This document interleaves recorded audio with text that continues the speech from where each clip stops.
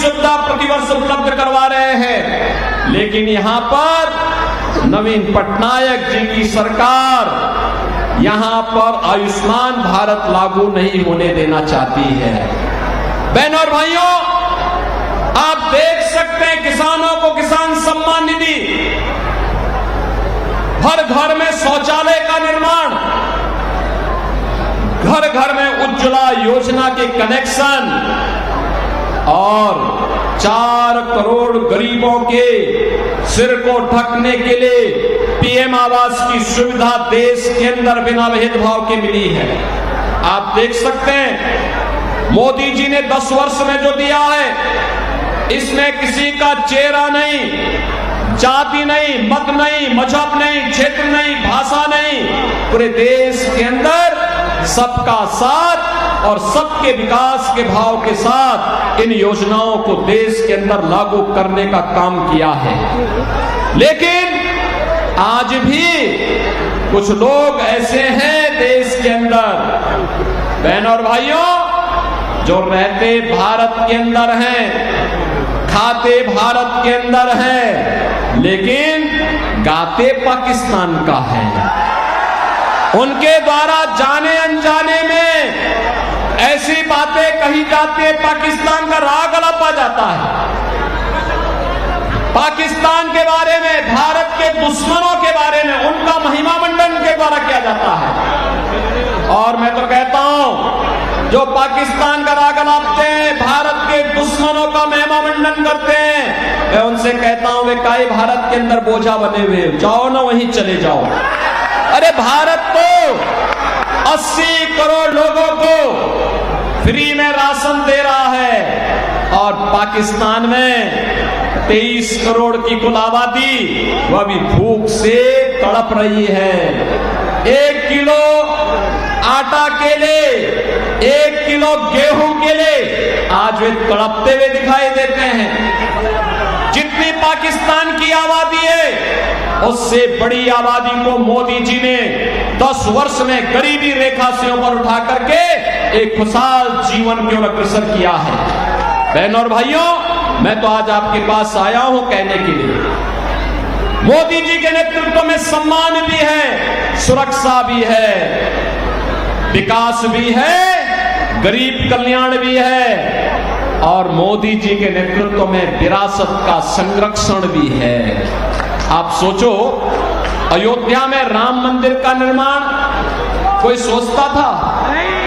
500 वर्षों का इंतजार समाप्त हुआ और आज आप अयोध्या में जाएंगे, बहनों और भाइयों, हमारी पुरी तो यहां पर भगवान जगन्नाथ पुरी तो पहले से पुरी है और यहां पर क्या हुआ, नवीन पटनायक सरकार के संरक्षण में भगवान जगन्नाथ पुरी के मुख्य खजाने की चाबी ही यहां गुम हो गई है।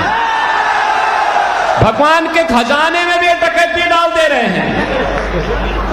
यानी केवल लैंड माफिया और सैंड माफिया ही नहीं है, अब भगवान के खजाने में भी ये लोग सेंध लगा रहे हैं। और आप आइए थोड़ा अयोध्यापुरी में आप आएंगे, आपको प्रभु राम के समय की अयोध्या, चमकती हुई अयोध्या दिखाई देगी, चमकती हुई अयोध्या दिखाई देगी। आज वहां गुलामी के सारे ढांचे हट गए हैं, अब कोई वहां पर गुलामी की बात नहीं कर सकता है। अब तो अयोध्या में जय श्री राम के ही नारे लगते हैं। क्या नारे लगते हैं? जय श्री राम का। बहनों और भाइयों, जय श्री राम का जो ये नारा है ना, आज ये पूरे देश के अंदर गूंज रहा है। मैं तो आपसे अपील करने के लिए आया हूं, मैं आपसे अपील करने के लिए आया हूं। देश के अंदर 5 चरणों के चुनाव संपन्न हो चुके हैं और छठे चरण में आपको भी 25 मई को चुनाव करना है।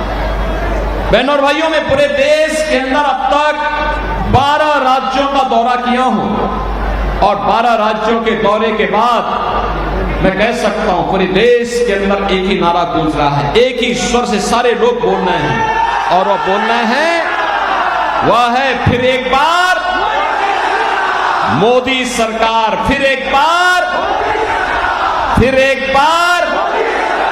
और अब की बार 400 पार, अब की बार 400 पार। तो 400 पार की जब बात होती है तो यहां पर बीजू जनता दल को तो चक्कर आने लगता है। 400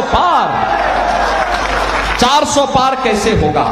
क्योंकि वह तो यहां की 21 सीटों पर ही चुनाव लड़ रहे हैं। कैसे होगा मुझे बताओ? क्या ये लोग सरकार बना पाएंगे क्या सेंटर में? कभी नहीं बना सकते। तो उनको जिता के करेंगे क्या?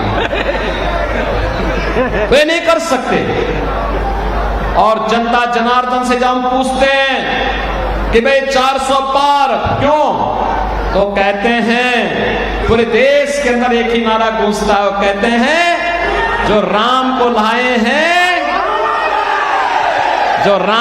लाए हैं हम उनको लाएंगे, जो राम को लाए हैं हम उनको लाएंगे।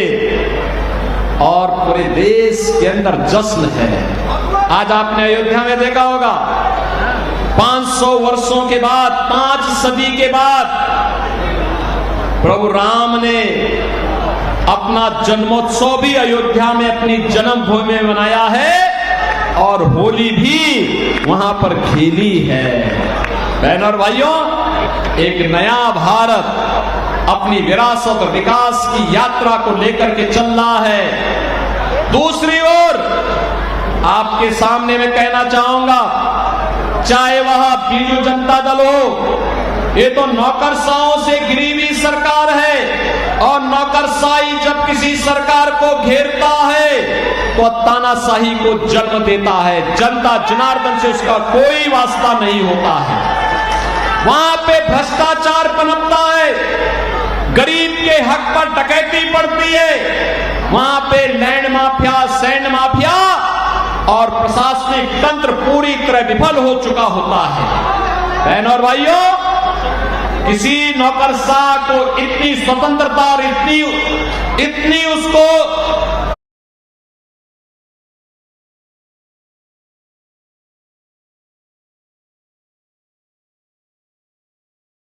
अधिकार नहीं दे जा सकते, नहीं दे जाने चाहिए। जो सत्ता का संचालन करने लग जाए, उसका काम सत्ता का संचालन करना नहीं है। सत्ता का संचालन संसदीय लोकतंत्र में जनता के द्वारा चुने गए जनप्रतिनिधियों के माध्यम से ही होना चाहिए। वही सही लोकतंत्र का प्रतीक है। और इसीलिए मैं आपके पास आया हूं आपसे कहने के लिए कि बहनों और भाइयों, एक और यहां की सरकार नौकरशाहों से घिर करके उड़ीसा के भावनाओं के विपरीत आचरण कर रही है। उड़िया परंपरा और संस्कृति को पूरी तरह माखोल उड़ाने का काम कर रही है। उड़िया परंपरा को पूरी तरह अपमानित करने का काम कर रही है। और दूसरी ओर देश के अंदर इंडी गठबंधन है, वे सब क्या करने जा रहे हैं? उनके द्वारा जिस प्रकार का कार्य किया जा रहा है, और मैं तो आज धन्यवाद देना चाहूंगा कोलकाता हाई कोर्ट को, जिसने टीएमसी की सरकार के द्वारा 2010 से लेकर के लगातार मुस्लिमों को ओबीसी की जातियों में जबरन शामिल करके उन्हें ओबीसी के आरक्षण में घुसपैठ करने का एक षड्यंत्र किया था। कोलकाता हाई कोर्ट ने एक महत्वपूर्ण फैसले में टीएमसी की सरकार के इन सभी फैसलों को पलट के कहा कि नहीं, भारत के अंदर धर्म के आधार पर आरक्षण नहीं हो सकता। आरक्षण पर बाबा साहब भीमराव अंबेडकर का जो मंतव्य है वो अंतिम मंतव्य है। हमें उसका संविधान की भावनाओं का पालन करना चाहिए। बहनों और भाइयों, धार्मिक आधार पर आरक्षण यह भारत की संविधान की मूल भावनाओं के विपरीत है। अनुसूचित जाति, जनजाति और पिछड़ी जाति के लोगों को ही आरक्षण का लाभ मिलना चाहिए और वह भी भारतीय मूल के होने चाहिए। लेकिन ये कांग्रेस हो, टीएमसी हो, बीजेडी हो, ये जितने भी दल हैं, ये तुष्टीकरण की पराकाष्ठा पे चढ़ करके कभी स्वामी लक्ष्मणानंद जी के हत्यारों को संरक्षण देने का काम करते हैं, कहीं पर ये लोग अनुसूचित जाति, जनजाति और पिछड़ी जाति के आरक्षण के अधिकारों पर घुसपैठ करना चाहते हैं। इनके मैनिफेस्टो को अगर आप देखेंगे, आपको भी लगेगा ये मैनिफेस्टो भारत के किसी राष्ट्रीय दल के या किसी दल के हैं। आश्चर्य होता है, ऐसे लगता है जैसे किसी मुस्लिम लीग का मैनिफेस्टो हो। इनके द्वारा लगातार भारत की भावनाओं के विरुद्ध आचरण करने का प्रयास हो रहा है। इनके द्वारा जिस प्रकार की बातें कही जाती हैं, वरासत टैक्स की वकालत की जाती है, बहनों और भाइयों, इसको स्वीकार नहीं किया जाना चाहिए, कतई स्वीकार नहीं किया जाना चाहिए। चाहे वह कांग्रेस हो, टीएमसी हो, बीजेडी हो या फिर इंडी गठबंधन से जुड़ा हुआ कोई भी अन्य घटक हो, ये पूरी तरह भारत विरोधी आचरण इन लोगों का है। इनकी नीति आतंकवाद को, नक्सलवाद को बढ़ावा देने वाला है, मतांतरण को बढ़ावा देने वाला है, अराजकता को, भ्रष्टाचार को बढ़ावा देने वाला है, गरीब के हक पर डकैती डालने वाला है। और इसलिए भारतीय जनता पार्टी आपके पास आई है। मोदी जी के नेतृत्व में पूरे देश के अंदर भारतीय जनता पार्टी के पक्ष में जो लहर है, अब वो सुनामी बन चुकी है। और आप देखना 4 जून को जब परिणाम आएंगे, तो 4 जून के परिणाम में अब की बार 400 पार का लक्ष्य पूरा होगा। मैं बहनों और भाइयों, आप सबसे अपील करूंगा, यहां पर संबित पात्रा हमारे लोकसभा के लिए भारतीय जनता पार्टी के कैंडिडेट के रूप में आपके बीच में है। और मैं तो आपसे अपील करूंगा, संबित पात्रा को यहां से मेंबर ऑफ पार्लियामेंट जिता करके भेजिए। आप देखना जगन्नाथपुरी की कायाकल्प ऐसे ही वे करेंगे जैसे अयोध्या का हुआ है और काशी का हुआ है।